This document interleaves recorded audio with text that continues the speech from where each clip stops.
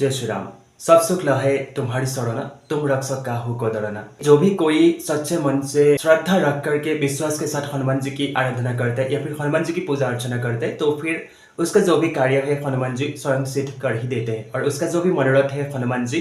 धीरे धीरे करके पूर्ण करने लगते हैं। बहुत सारा भक्तों का मुझे ईमेल आया था, यानी हम बजरंग बाण का पाठ कर सकते हैं क्या, हम बजरंग बाण का पाठ कैसे करें, बजरंग बाण का संकल्प कैसे ले, या फिर हम डेली बजरंग बाण का पाठ कर सकता हूँ क्या।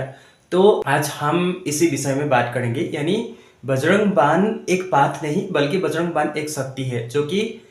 इस बजरंग बाण में प्रभु श्री राम जी का शपथ हनुमान जी को दिया जाता है। और जब हम बजरंग बाण का पाठ करते हैं तो फिर हमारा जो भी कार्य है, जो भी मनोरथ है, हनुमान जी दूर कर ही देते हैं। और हनुमान जी को जब हम बजरंग बाण की पाठ करते हैं तो फिर हनुमान जी को आना ही पड़ते हैं, क्योंकि इस बजरंग बाण में हनुमान जी को प्रभु श्री राम जी की शपथ दिया जाता है। इसलिए इस बजरंग बाण का जब हम जाप करते हैं या फिर जब भी हम बजरंग बाण का पाठ करते हैं तो फिर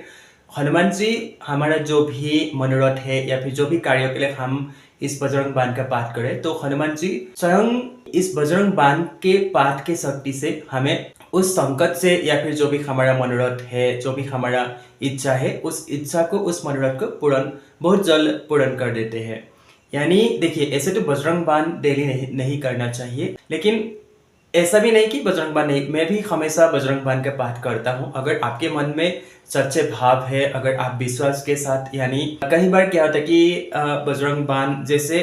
क्यों बजरंग बाण एक्चुअली डेली क्यों नहीं करना चाहिए, जो कि इस बजरंग बाण में हनुमान जी को श्री राम जी का शपथ दिया जाता है, इसलिए बजरंग बाण डेली नहीं करना चाहिए बोलते हैं। लेकिन ऐसा नहीं कि बजरंग बाण आप नहीं कर सकते, बजरंग बाण बिल्कुल कर सकते हैं, डेली कंटिन्यू भी आप कर सकते हैं। इसमें क्या होता है कि आप भावपूर्वक, यानी अगर आप हनुमान जी को अपना भाई मान करके, अपना पिता मान करके, अपना गुरु मान करके प्रेम पूर्वक हनुमान जी के सामने बैठ करके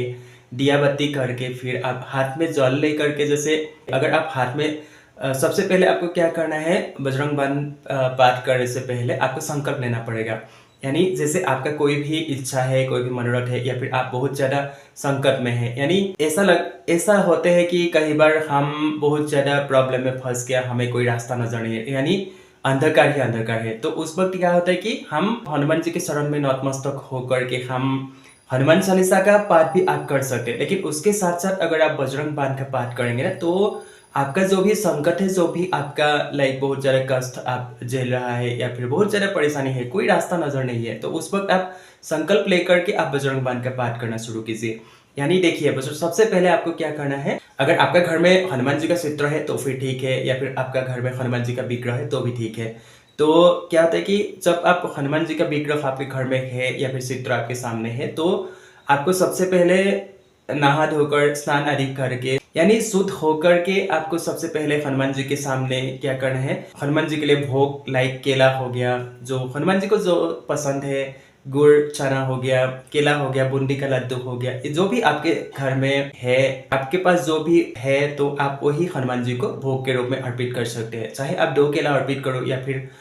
कुछ भी नहीं तो आप गुड़ अर्पित कर दो हनुमान जी को, या फिर जो भी आपके पास उपलब्ध है आप वही अर्पित कीजिए। और फिर उसके बाद आपको जैसे दिया बत्ती कर दिया, उसके बाद आप भोग अर्पित कर दिया, उसके बाद आप सबसे पहले आपको गणपति जी को आवाहन करना होता है, यानी ओम गण गणपति नमः, इस मंत्र का आप जाप कर लीजिए 108 बार। और फिर उसके बाद क्या होता है कि आप श्री राम जी को आवाहन करना पड़ेगा, जैसे हो गया श्री राम जय राम जय जय राम, या फिर सीताराम सीताराम, या फिर सीताराम हनुमान, या फिर राम जी को आवाहन करना होता है। तो उसके बाद आप जैसे श्री राम जी का आवाहन कर लिया, उसके बाद आप हाथ में जल ले लीजिए। अगर आप पुष्प है तो फिर हाथ में जल लेने के बाद पुष्प ले लीजिए। फिर आप क्या करना है, आपको आपका नाम बताना है, आपका गोत्र बताना है, आप कौन सा स्थान पर रहते हैं वो आपको बताना है। उसके बाद आपको जैसे आप हनुमान जी के सामने जैसे हाथ में जल वगैरह ले लिया, उसके बाद क्या करना है, आपको जैसे बोलना है कि हम आज से, यानी अभी से इसी समय हमेशा डेली, या फिर आप कितने दिन के लिए आप ले रहे हैं, चाहे 11 दिन के लिए, 21 दिन के लिए, या फिर 41 दिन के लिए।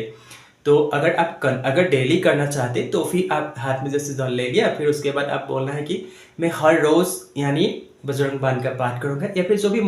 मेरा जो भी मनोरथ है, मेरा जो भी संकट है, बस आपके शरण में समर्पित कर रहा हूँ। ऐसे करके अगर हमसे कुछ जाने अनजाने में गलती हो जाए या फिर भूल हो जाए तो आप हमें अपना एक छोटा सा दास समझ करके हमें माफ कर दीजिएगा। ऐसे बोल करके आप इस जल को हनुमान जी के शरण में अर्पित कर दीजिए और फिर आप इस बजरंग बाण का पाठ कीजिए और साथ में आप एक पात्र में या फिर एक ग्लास में जो भी आपके पास उपलब्ध है उस ग्लास में या फिर उस पात्र में थोड़ा सा जल भर करके रख लीजिए और फिर उस बजरंग बाण को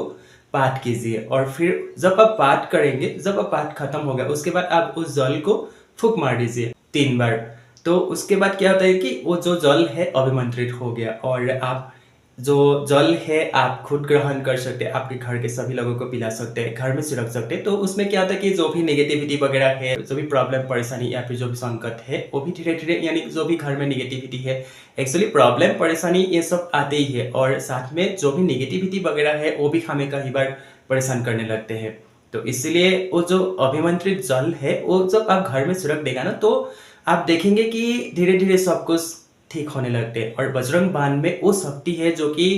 हनुमान जी स्वयं आपकी रक्षा करते हैं और ये मेरा खुद का पर्सनल एक्सपीरियंस, खुद का मेरा